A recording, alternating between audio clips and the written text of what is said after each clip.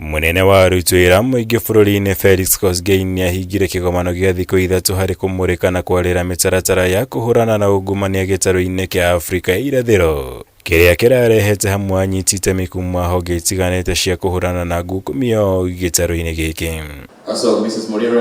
Kĩgomano gĩkĩ gĩũkĩte rĩrĩ kamĩtĩ ya kũhũrana na NGUKUMIO bũrũri-inĩ EACC yendekithĩtie kũmbwo kwa watho wa kũmahotithagia gũtigwo na gĩcunjĩ gĩa kĩgĩna kĩrĩa maiyũkagia kũhĩtũkĩra mbara ĩno ya NGUKUMIO nĩguo kũmahotithagia kũrũgamĩrĩra mĩhang'o ya ũndũ ũrĩa Kosgey augĩte thirikari no ĩkorwo ĩharĩirie kũnyita mbaru angĩkorwo bunge ya bũrũri nĩ kũhĩtũkia watho ũyũ.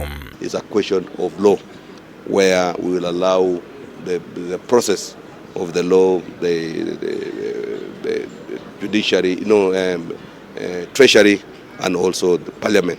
They have to discuss and agree on how to ensure that they are well financed, well resourced, and if it ends up to be an option, then that we will take it seriously because we want them to be capable, to be able to do their job. Kũringana na Kosgey, mũrũgamo wa thirikari na makĩria President William Ruto umanĩte na gũkorwo ĩhotorete kũhũrana na ciĩko ciothe cia NGUKUMIO bũrũri-inĩ, makĩria kũhĩtũkĩra kũhe hinya na kũnyitĩrĩra kamĩtĩ ya EACC. There is not going to be too much breaking news in fighting corruption because we are going systematically, we are investigating them so that when somebody is arrested, we have some evidence to indicate that that person is culpable.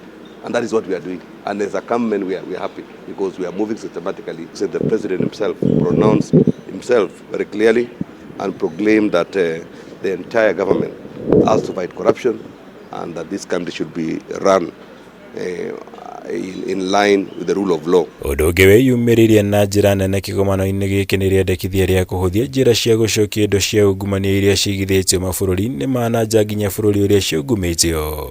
Kosgey agĩthingata kĩgomano gĩkĩ gũthugunda watho wa kũgiragia andũ arĩa maungumania indo cia mũingĩ gũthiĩ kũigithagia mabũrũri ma nanja.